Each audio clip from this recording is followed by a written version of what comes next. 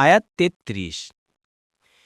إنما جزاء الذين يحاربون الله ورسوله ويسعون في الأرض فسادا أن يقتلوا أو يصلبوا أو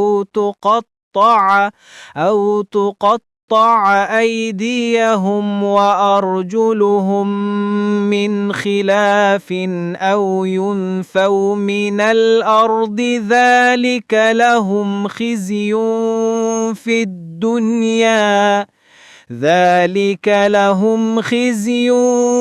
في الدنيا ولهم في الآخرة عذاب عظيم। অনুবাদ: যারা আল্লাহ ও তার রাসূলের বিরুদ্ধে যুদ্ধ করে এবং দুনিয়ায় ধ্বংসাত্মক কাজ করে বেড়ায়, তাদের শাস্তি কেবল এটাই যে তাদেরকে হত্যা করা হবে বা ক্রুশবিদ্ধ করা হবে, বা বিপরীত দিক থেকে তাদের হাত ও পা কেটে ফেলা হবে, বা তাদেরকে দেশ থেকে নির্বাসিত করা হবে। দুনিয়ায় এটাই তাদের লাঞ্ছনা ও আখেরাতে তাদের জন্য মহাশাস্তি রয়েছে। তাফসির। ১ নম্বর ফুটনোটের বিবরণ। ইবনে আব্বাস রাদিয়াল্লাহু আনহুমা বলেন, যে কেউ ইসলামের শৃঙ্গে হাতিয়ার ব্যবহার করবে, যাতায়াতকে ভীতিপ্রদ করে দিবে, ডাকাতিরা হাজানি করবে, তারপর যদি তাদেরকে পাকড়াও করা সম্ভব হয়, তবে মুসলিম শাসকের এ ব্যাপারে ইখতিয়ার থাকবে, তিনি ইচ্ছা করলে তাকে হত্যা করবেন, নতবা শুলে চড়াবেন, অথবা তার হাত পা কেটে দিবেন। তাবারি। হাদিসে এসেছে, একদল লোক মদিনায় আসল। তারা মদিনার আবহাওয়া সহ্য করতে পারল না। রাসূলুল্লাহ সাল্লাল্লাহু আলাইহি ওয়াসাল্লাম তাদেরকে সাদকার উটে যেখানে থাকে সেখানে অবস্থানের অনুমতি দিলেন, যাতে তারা উটের দুধ ও প্রস্রাব পান করতে পারে। কিন্তু তারা রাখারকে হত্যা করল এবং উটগুলোকে নিয়ে চলে যেতে লাগল। রাসূলুল্লাহ সাল্লাল্লাহু আলাইহি ওয়াসাল্লাম তাদের পিছু ধাওয়া করতে নির্দেশ দিলেন। পরে তারা ধৃত হল। তখন তাদের হাত পা কেটে দেওয়া হলো, চোখ উপড়ে ফেলা হলো এবং তাদেরকে মদিনার কালো পাথর বিশিষ্ট এলাকায় ফেলে রাখা হলো। বুখারী ১৫০১, মুসলিম ১৬৭১। ২ নম্বর ফুটনোটের বিবরণ। ইসলামী শরিয়াতে অপরাধের শাস্তিকে ৩ ভাগে বিভক্ত করা হয়েছে: হুদুদ, কিসাস ও তাজিরাত।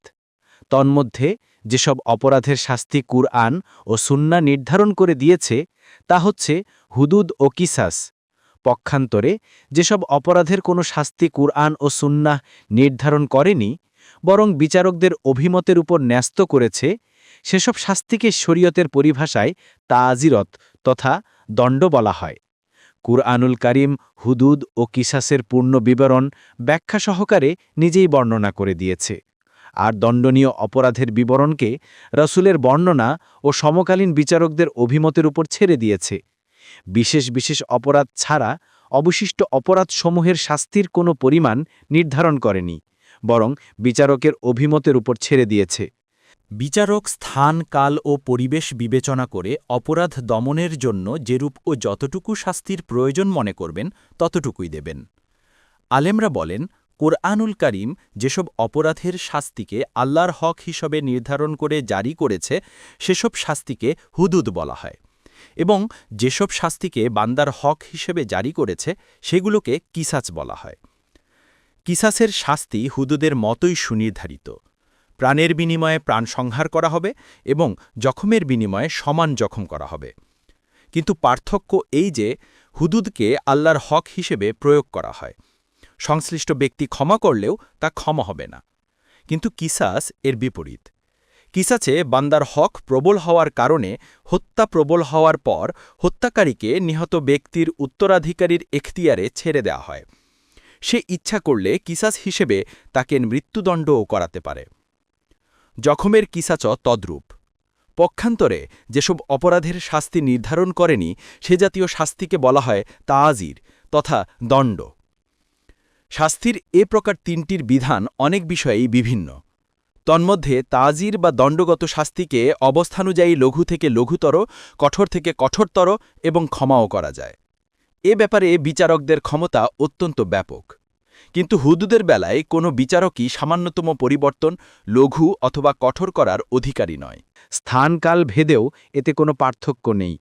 শরিয়াতে হুদুদ মাত্র 5টি: ডাকাতি, চুরি, ব্যভিচার ও ব্যভিচারের অপবাদ, এ 4টির শাস্তি কুরআনে বর্ণনা রয়েছে। 5মটি মদ্যপানের। এটি বিভিন্ন হদিস ও সাহাবিয়ে কেরামের ইজমা তথা ঐক্যমত দ্বারা প্রমাণিত। এভাবে মোট 5টি অপরাধের শাস্তি নির্ধারিত ও হুদুদ রূপে চিহ্নিত হয়েছে। কর্তুবী থেকে সংক্ষিপ্ত।